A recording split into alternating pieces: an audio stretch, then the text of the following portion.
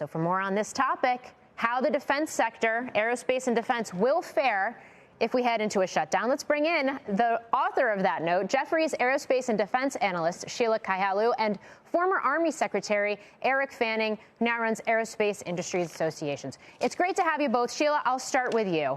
The government shutdown piece of this, and the fact that we've seen so many, specifically defense contractor stocks, sell off this year, could this potentially be a buying opportunity?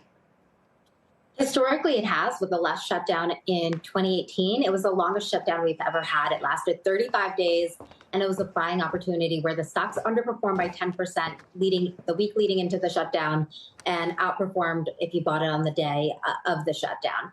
However, ironically enough, defense outperformed this week, so that same opportunity won't present itself.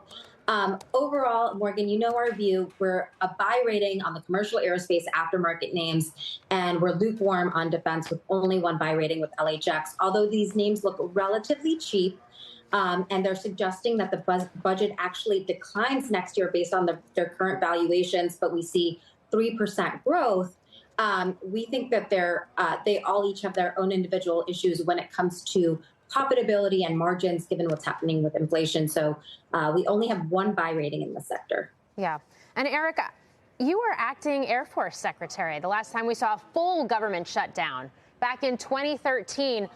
What happens, say Monday, if we were to get something like this? And just how much does it affect the Defense Department and the entire defense industrial base?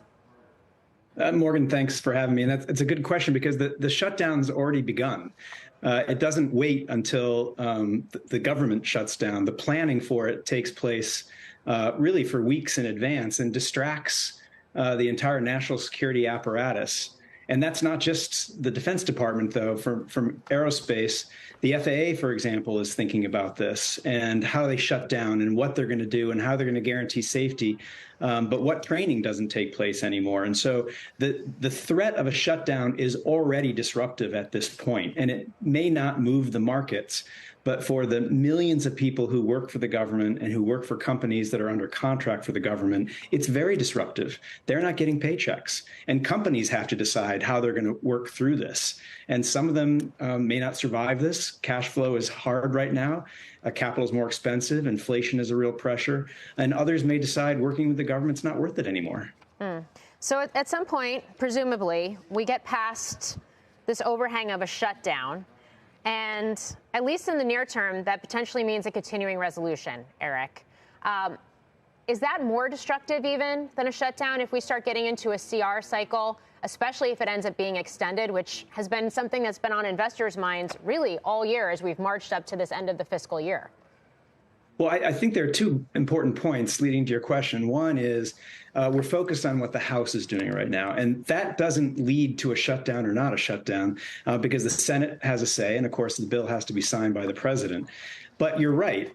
The best case scenario is we don't have a shutdown or we end the shutdown quickly, but we still have a continuing resolution, which I don't think most people understand. It's very disruptive to plan around because a continuing resolution is just saying you can keep spending what you spent last year.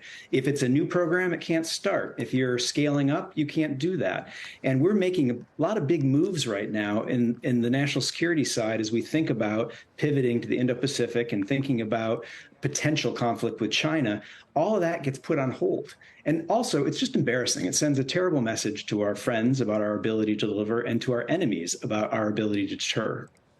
Sheila, I want to get your thoughts on continuing resolution, what this means, what investors need to keep in mind around all of this, and what could be potential next catalysts then for these stocks.